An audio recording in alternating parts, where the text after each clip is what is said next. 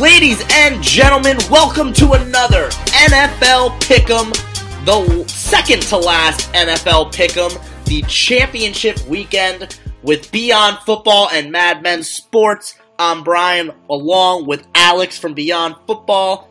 How are you doing today, Alex? I'm doing really well. Are you saying that we're not picking the Pro Bowl? No, I don't think we're gonna pick the Pro Bowl. I'm not too sure that there's gonna be a lot of interest in that. Are you even gonna watch the Pro Bowl? I don't really plan on it. I'll probably watch the highlights because there's more off-the-field shenanigans that are fun, and like the skill games that they got. That's always kind of cool. The skill games are pretty fun. I'm with you there. But Pro Bowl itself.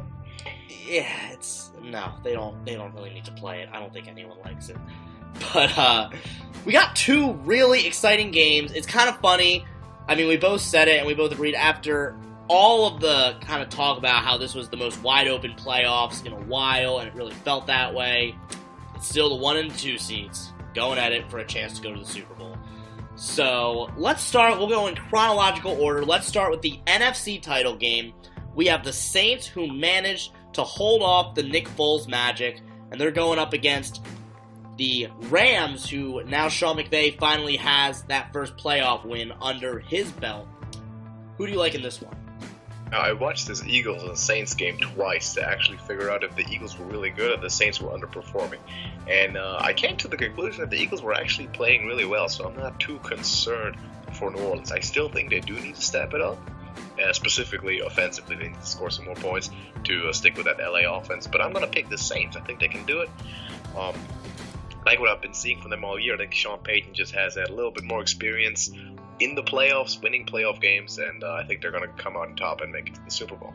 Yeah, I'm with you. In fact, I think that once Nick Foles threw that first interception, it kind of felt like all of the magic they had just was kind of zapped from them. It was kind of strange. Because up until then, it really felt like the momentum was going. I thought we were really going to see him pull it off again. And I don't do this very often, and I especially don't do it with playoff games. But I'm just going to go ahead and say I guarantee the Saints win this game. This Rams do not stand a chance to beat this Saints team in the Superdome. They're just not built to beat them. Jared Goff cannot go in there and win this game. Drew Brees is too composed. And I know the Saints didn't score a lot of points, but I don't know if you remember that. There was that one drive where the Saints, I think it was an 11-minute scoring drive where multiple holding penalties. I think there was a false start as well. I might be messing that up, but multiple penalties. And they continued to convert third down after third down. This was a dominant performance by the Saints for 3 quarters of football. And they're at home in the Dome, which might be the best home field environment in the NFL, especially in the playoffs. Drew Brees will be going to his second Super Bowl. Again, I guarantee it, and if I'm wrong, I will take all of the heat you want, Rams fans. I don't mean to offend you, but when I believe something, I believe it, and I wouldn't say this if I wasn't that certain. I'm going to throw a ton of money on the Saints to win this game. All right, I like it. I wouldn't guarantee it. I do think so, but there has been games during this playoff that I've been more convinced about. Like, I would have guaranteed you the Chargers beating the Patriots rather than this. Oh, wow. That went somewhere. Wow. Yeah, I would have. If I had a bet on one of those games, I would have taken that one. But that didn't work so well. No, it did not. We might talk about that a little later. Yeah, no. Again, I don't do it very often, but I pretty much said it. If the Eagles couldn't do it, I don't think anyone can do it because I thought that Eagles team was really doing something special. And yeah, I think the Saints team, they're going to go. And obviously, anything can happen. I mean, the Bills beat the Vikings earlier this year. Anything can happen. So, but when I say guarantee, it's basically me saying I am more certain about this than I've been about any playoff game that we've discussed. All right. Now, what the Rams did do really well against the Cowboys was run the football, right? Yes. So if they can kind of keep that, because I agree that that Jared Goff isn't a matchup for Drew Brees, right? If it comes to a shootout, the Saints are going to win this probably because of quality of quarterback. But if they can keep it on the ground, kind of like the rushing performance that they had from Todd Gurley and C.J. Anderson, both over 100 yards, I think it's going to be a close one because they're going to minimize the amount of possessions total in the game, right? Which limits the amount of chances for Drew Brees to score. Yeah, that is absolutely true. I mean, they ran the ball, and that wasn't a weak Cowboys run defense by any means. That was a tough-minded defense. I do think that, again, it was kind of like the whole... It looked like every home team just kind of physically dominated their opponent this week. So I think that, again, that first-round bye really comes into play. When a team is rested, they're just more fresh. But, no, you're absolutely right. The way they ran the ball against a very good defense. The Saints have a very good run defense as well. But if they're able to do that, control the clock, and keep the crowd out of it, then I will have a ton of egg on my face when we go to predict the Super Bowl if the Rams are possibly in. And I will say, before we get to the next game, that I think Rams-Chiefs is the Super Bowl that all of us are rooting for after we saw that first shootout between the two of them earlier this year. So, with that being said then, the Chiefs are hosting the New England Patriots. Tom Brady has only won 3 road playoff games in his entire career, which is kind of crazy to think about because he barely ever plays on the road. He's heading into Kansas City to take on Patrick Mahomes, the young phenom, Andy Reid, a coach with a monkey on his back. What do you think about this one? Well, Tom Brady only won 3 on the road, like you said, though. It doesn't sound like a lot, but he only played 3 on the road. Like I've seen recently that Bill Belichick in the game against the Chargers, they had a statistic where it said Bill Belichick has coached in more postseason games than Anthony Lynn has in NFL games. Yeah, which is crazy to think about, right? Kansas City at the Patriots. After what I've seen last week, I'm gonna pick the New England Patriots. I don't want to pick them. And I do think that the Chiefs better win this game, but what I've seen last week, doing that to the Chargers, who have a great run defense, the Chiefs have a terrible defense. Let's not forget that. And they lost to the Patriots earlier this season, so the Patriots already know a little bit of what the Chiefs do, and Bill Belichick is famously strong at preparing against stuff, especially if you've already seen it. Yeah, I'm going to take the Patriots as well, just because I said it last week and I'll say it again. Until I see them get stopped, I'm not going to pick against the Patriots in the AFC playoffs, especially against a young quarterback. In the Super Bowl, if it's Pats Saints, which is what we're both predicting, then I might pick the Saints because Drew Brees is one of the few quarterbacks who was as accomplished, who's the type of quarterback who you really can't prepare for. I will say this, though. The last time the Patriots went into Kansas City, if I'm not mistaken, was that famous game where it was the first of many times that we thought the dynasty was over. It was early in September, and the Kansas City Chiefs just physically dominated the Patriots. Now, again, that was back in 2013, 2014, I believe. Tom Brady was benched in the fourth quarter. It was like 41-14. I don't believe they played in Kansas City since that game. So, maybe there's some demons there. Again, there's a reason Tom Brady has lost some road playoff games. And, the Patriots on the road this year were only 3-5. So they're not a great road team, a completely different team on the road. And yes, that Chiefs defense is very poor in general, but they do have some talent up front, specifically with Chris Jones. And they really made a very good Colts offensive line look pedestrian against the Colts last week. And again, kind of similar to the Patriots. I think both of the teams, they were going up against teams that have been traveling for multiple weeks, battle-tested teams, whereas they both had that week off to prepare. So in the end, I'm going to take the Patriots because I think Bill Belichick's going to outcoach Andy Reid. But at the same time, I will not at all be surprised if the Chiefs pull off this victory. Usually Vegas wouldn't give you points with the Patriots if they didn't think there was a reason to. And in that Kansas City environment, it's not going to be easy. This is not going to be the typical Patriots playoff game where they're at home, they're comfortable, the fans are rallying behind them. It's going to be cold, it's going to be hostile, it's going to be loud. And the Chiefs, if last week was any indication, will be able to get some pressure. I think it's going to be a very exciting game. It should be a close one. The thing is, though, that you need to, the central point is that you're asking Patrick Mahomes to outplay Tom Brady. Yes. Because the defense is not going to do it for him. That New England defense, completely under the radar, but has been incredible toward the end of the season. And whenever the playoffs come around, I don't know how Bill Belichick does it, but it seems like soon as the playoffs comes around, he has the best defense, best special teams in the NFL every single year, right? And we know that Tom Brady's not having his best season, but he's playing well enough. And if the run game works like it did against the Chargers, like I said, during the game, when the Patriots were playing Chargers, they could have started Brian Hoyer and would have won that game comfortably. And that's a problem if you're the Patriots' opponent. So you gotta stop that first and foremost. And I don't know how the Chiefs, if they can do that, how they're going to deal with all that quick screen game that New England likes to pull out so much. So if you look at New England's passing game, there's really just, you got the quick slants with the rub route working, you got the quick out routes, and you got screens to like James White, right? And sometimes you can get Gronk over the middle if they kind of spreading the zones out and they're creeping up toward the line of scrimmage to hit him over the top of Gronk. So there's a lot of stuff and a lot of versatility in that Patriots offense to defend, but it starts with the run game. Yeah, no, you're absolutely right. Sonny Michel, played fantastic. James White is such a threat out of the backfield, and the Patriots just absolutely dominated the Chargers in the trenches, really on both sides of the field. So, let's talk about some of the losers then, I guess. We have a lot of time. We only talked about those 2 games, and we can talk about some other things. And I think the main story of the 4 losers, there's going to be some things that I think have been rehashed, but I'm really curious to hear your opinions on. And I guess we'll start with the Dallas Cowboys. If you're the Cowboys, what do you do now with Dak and Jason Garrett? I know it's a topic that's going to be kind of beaten into the ground, but I'm very interested to hear your perspective. Do you re-sign Dak to a massive contract? Do you re-sign him to maybe you franchise tag him for a year? Or do you give Jason Garrett a few more chances, or do you kind of accept that maybe it's time to move on? What are your thoughts on all of that, either or? See, here's a dilemma with players and coaches that are good, right? Like Dak Prescott and Jason Garrett are good. If you have like a Blake Bortles, then you know at the end of his rookie contract he's out.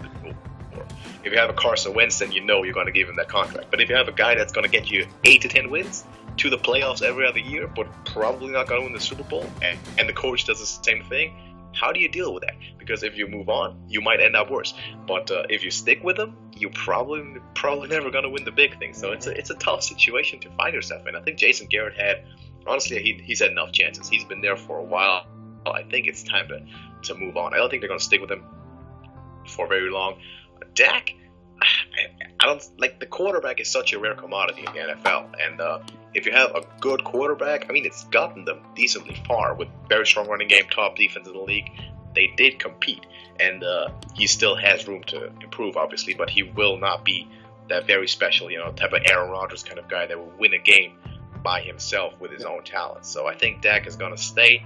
They're going to try to stick with him, and Jason Garrett, long term, he's got to go.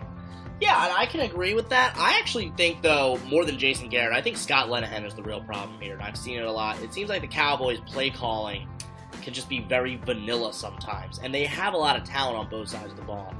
And I'm kind of with you that Jason Garrett, especially, you're right, it's the okay dilemma, especially with Dak and Garrett. It's kind of like the issue with having an Alex Smith or a Kirk Cousins, where it's someone that's definitely good enough to win you games, but they're never going to be Aaron Rodgers, they're never going to be Patrick Mahomes, they'll never be Tom Brady. And you kind of just feel like you're stuck in limbo with them. But when you have as much talent as the Dallas Cowboys, and in football, when really you just need a few things to go your way to win, I think maybe you start with the offensive coordinator. Maybe they just get a smart, creative play caller in there to maybe start calling some better plays. Because I do think I've seen a lot of visual improvement from Dak, especially even as the year went on. He started improving his throw on the run. I think Amari Cooper really helped him feel more comfortable, where he felt like he had a deep threat. Maybe franchise tag him for a year, because I don't want to give him that massive contract yet. Although I'm not quite sure how that will be handled when it comes to the person that Dak is. Is he not going to like that? Is he not going to accept that? But you franchise tag him for a year. See what happens when you get an actual creative play caller who can take advantage of these weapons. And then again, you already have the offensive line. You already have the defense. You can find weapons in the draft. It is so easy to find a gadget receiver or another deep threat or a running back, like a complimentary number 2 back that you can line up. Weapons are the easiest thing to find in the draft. Plenty come out of the draft all year. It's tough to find good offensive linemen, and the Cowboys got that out of the way already.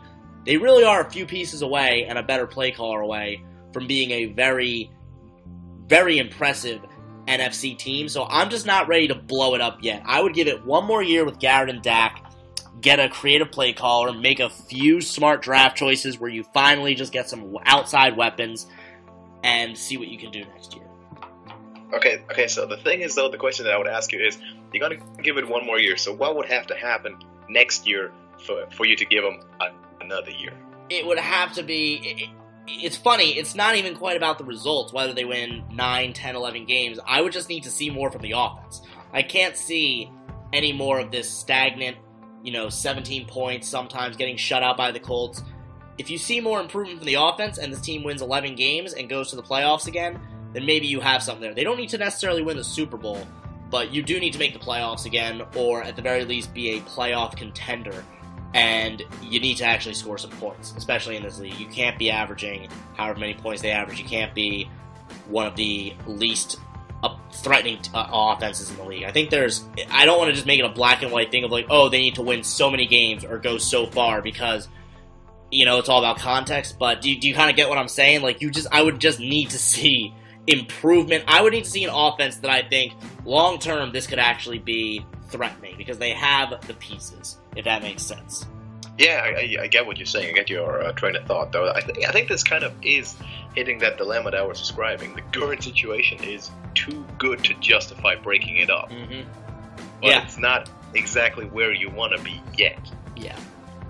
But, again, it's just, the good news is this isn't the NBA where when you get stuck in limbo, you really are stuck in no man's land.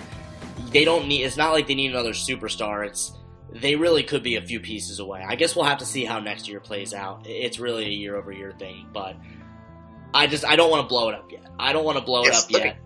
Looking at the history of Jerry Jones, I'm assuming he's going to go the boring route, quote-unquote, and then stick with the personnel for you. If you want to really take a risk and you want to throw, you're going to possibly draft a quarterback at some point, see just what you get. You're going to hire Tony Romo as your offensive coordinator and just see what happens. That'd be pretty interesting.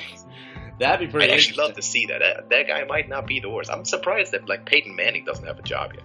Yeah, right. You'd think it's not. I guess maybe it's just that he doesn't want to grind for 50 hours a day, 60 hours a day helping a team. Maybe he was like a consultant or something. I don't know. But I can see him coach up Andrew Luck at the Colts. Yeah, absolutely agreed. So, speaking of the NFC East then, again, another topic that's going to get beaten into the bush, but I feel like it would be irresponsible for us not to at least discuss it. Where do you see Nick Foles playing next year? Because obviously he needs to start somewhere. I don't think we're going to see this thing happen round 3 where Wentz is going to start, he's going to get hurt, Foles is going to come in and lead them on another magical run. Where do you see Nick Foles, assuming that you're in the camp that the Eagles should keep Carson Wentz long-term? The Eagles should definitely keep Carson Wentz long-term. He's the better quarterback. He's the more capable quarterback. Nick Foles, the New York Giants. How about it? Interesting. You think they trade him to a rival? Yeah, why not? I mean, you're trading the worst of two quarterbacks, if you can say worse, right? But we still have Carson Wentz. We are still going to beat your roster is better. And we'd rather you do that than you get creative, pick someone in the draft who might turn out even better, which I don't think is necessarily going to happen, but Kyler Murray is actually entering this draft, it seems now. That was one thing I wanted to actually discuss with you next. So, right. Well, I'll quickly say I think Denver or Jacksonville makes the most sense, just because maybe you want to send them to the AFC, rather keep them out of the conference. I feel like sometimes that's a factor that comes into play. And there are two teams that feel like they are just a quarterback away from actually being competent, so maybe that could be the case. Maybe the Broncos aren't ready to give up on Case Keenum just yet. But moving on then to Kyler Murray, what do you think about that? Do you see him being a top 10 pick? Do you feel like you've watched enough of him to where you feel okay with commenting on it? Do you see him as a top 10 pick? Is he even a first-round prospect? Where do you think he fits? What are your thoughts on all of that? Because this kind of came out of nowhere. This really came out of left field. Yeah, so I've seen rumors ranging anywhere from he's going number 1 to the Cardinals, and he's going to fall to a late round. It's tough to judge this because I know the guy can play football. I'm not going to pick a quarterback that is 5'8". I'm not going to do it. Yeah. It's just too short. Russell Wilson is the bottom limit. 5'11", 6 foot, that's the bottom limit for a quarterback. I'm not believing it until I see it in the NFL. In college, it's a different thing. You got those spread offenses all the time. You're not under center, right? You don't have to look over these guys immediately. 5 feet, you have a 5-7 foot drop in the gun already.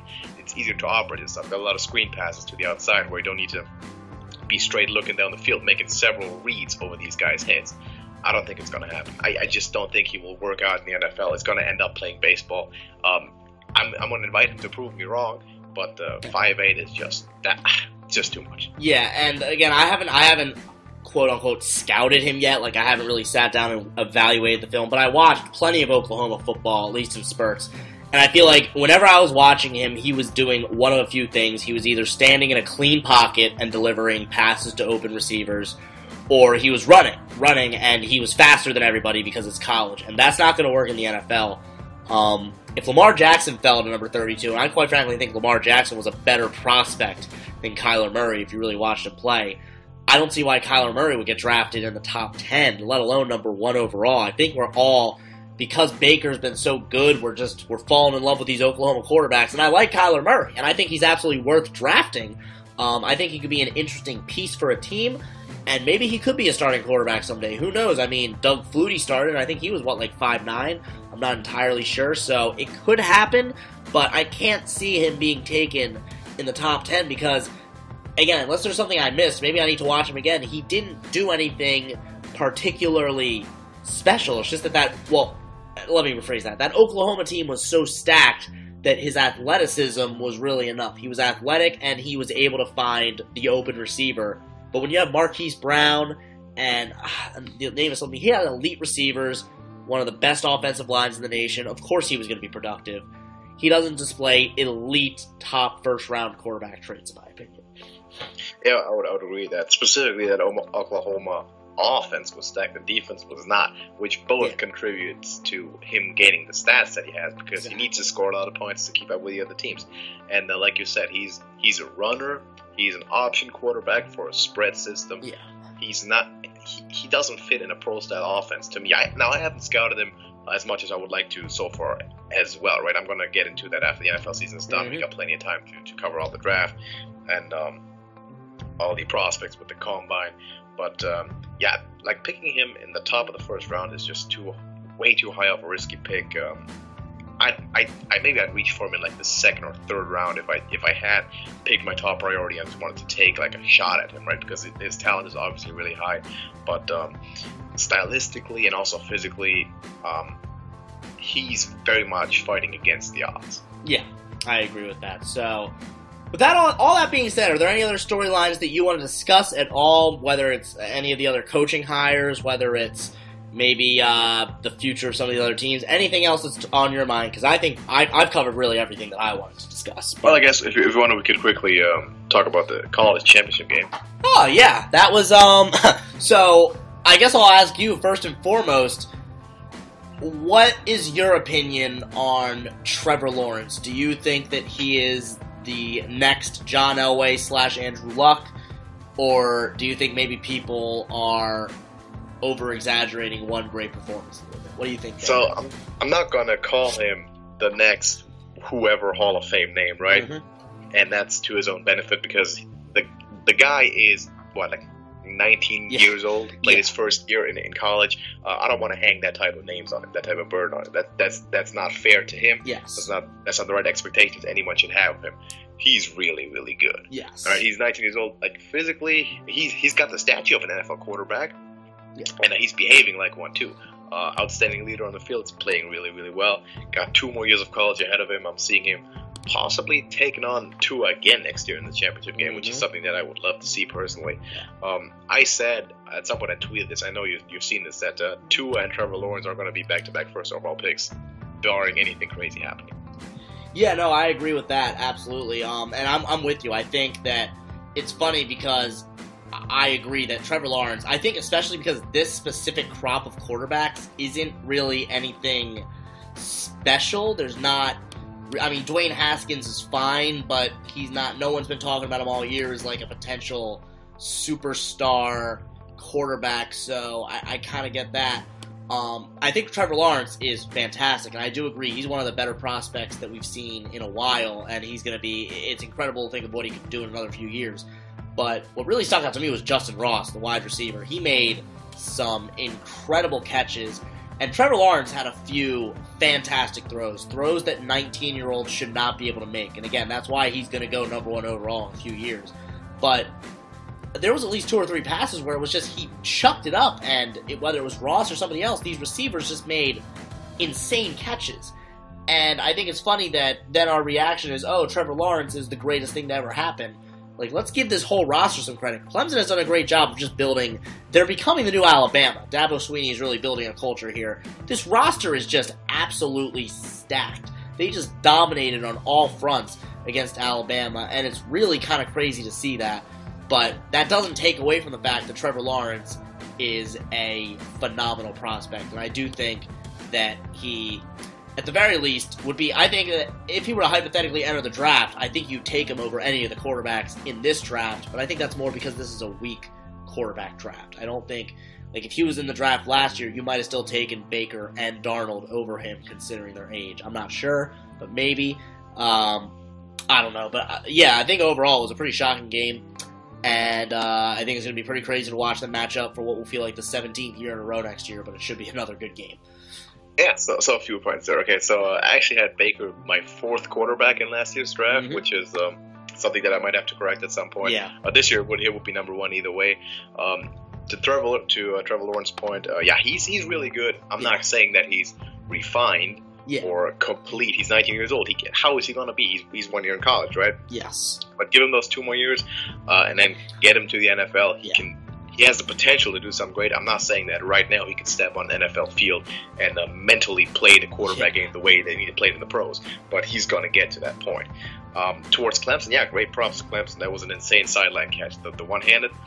I thought that was one of the crazy moments of that game. And Clemson has been really dominant. A lot of people have been expecting them to kind of drop off when Deshaun Watson left, but they've been sticking with it, and they are giving some real competition to Alabama. And I did say that I'm mildly rooting for Alabama. I'm not like a huge hardcore fan, but I do like them.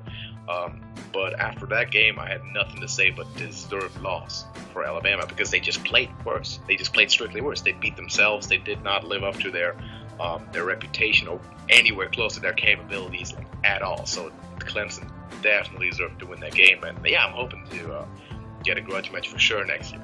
Yeah, I think it'd be pretty exciting to see. Obviously, I think it'd be nice to. I hope that we at least see one other team that looks like they can compete, just so it's not by week 4. It feels like we know who the championship's going to be, but at the same time, you can't fall greatness right now. We're witnessing 2 great coaches and recruiters continuing to find great talent and continuing to coach. And Tua and Trevor Lawrence are both just absolutely fantastic. The quarterback class next year is going to be pretty insane when you think about Tua, Jake Fromm, Justin Herbert. That's going to be really exciting to watch, so it's going to be fun. We're entering an era, we're only a few years away from it possibly being where every team in the NFL has a competent starting quarterback. And I think that's a really exciting thing to think about. Yeah, I would agree with that. Now, this year's class is kind of lackluster, which I also think raises the value of potential trade candidates like Nick Foles, which is why it would be a good idea for the Eagles to throw him out on the market. Yes. And then you also got like Tyrod Taylor, you got Nick Mullins, and a bunch of teams that might be in need for one of these guys. Yeah, absolutely. This is their opportunity to capitalize, especially looking for those teams that are just kind of trying to maybe find a stopgap until a Trevor Lawrence is available in a few years, until Tua is available in a few years, until Fromm is available. So now's your chance to kind of call up again the Jaguars, the Giants, the Broncos, teams like that, and see what you can do. See if you can maybe swindle them, get a few extra picks out of them, and see what you can pull off. So I'm pretty excited. So I think that's all I got. If you got anything else, I'm all ears. No, I think that's all. Perfect. So until next time, where we will be discussing the Super Bowl, which is crazy to think about. Crazy to think about that we're already here. Thank you so much for listening, guys. We really appreciate it. Make sure you follow me on Twitter at MadMen Scouting. Make sure you follow Alex on Twitter at BF Breakdowns? BF Football? BF Breakdowns is correct. BF Breakdowns. All the Twitter stuff will be in the description. Make sure you subscribe to both channels wherever you're watching. Thank you again, guys, and we will see you next week.